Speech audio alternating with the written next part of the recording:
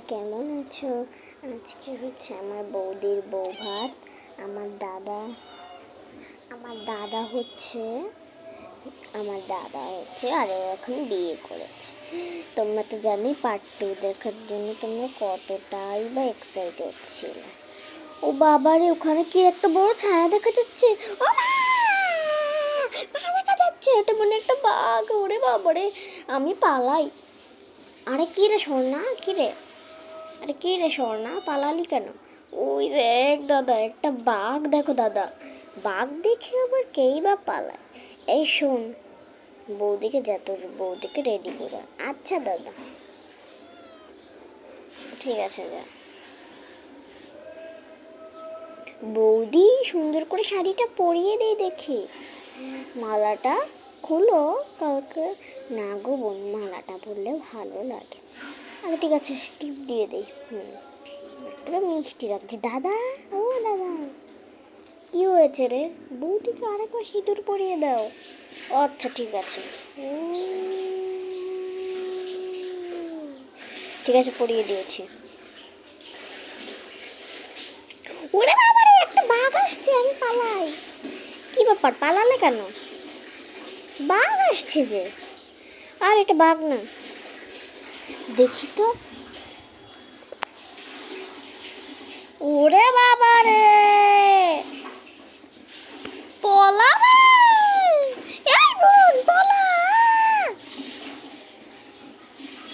তারপর তোর মা কি ব্যাপার? আরো কি ব্যাপার তোমরা পালাচ্ছ কেন? বাঘ এসেছে। বাঘ দেখে কিভাবে পলায়। আর শোনো, আমি না বাঘের বাবা ছিলাম, জানো, পূর্বপুরুষেরা। আমি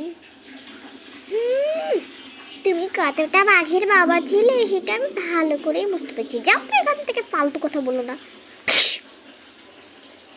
আমি এই শিক্ষা দিয়েছি, বেয়াদব মেয়ে কোথাকার, তো কথাই বলবো।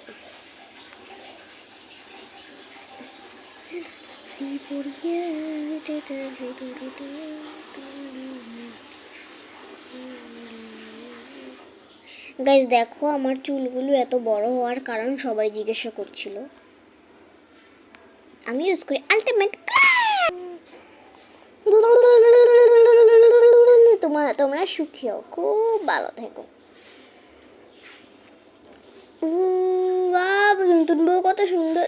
নতুন বউ কত সুন্দর। হ্যাঁ, নতুন বউ অনেক সুন্দর এনেছে। হ্যাঁ, অনেক সুন্দর এনেছে। আমার বৌদি বলে কথা, সুন্দর হবে না? তারপর কি মা, কেমন আছিস? এই তো ভালো আছি, তুমি কেমন আছো গো? তোকে না দেখে খারাপ থাকতে পারি বল? হয়ে যাওয়ার পর থেকে তো তুমি মানুষ করেছো। একটা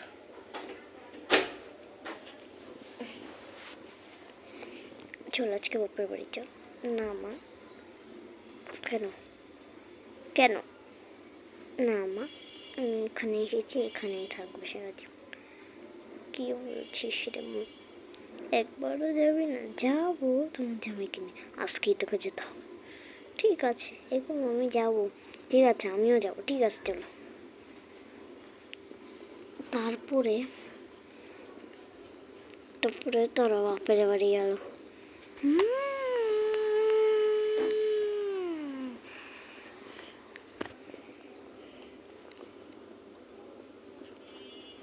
বন্ধুরা, এটাই ছিল আমার নূপুরের, মানে আমার মেয়ে চন্দনার বিয়ে। Bye bye. কেমন লেগেছিল?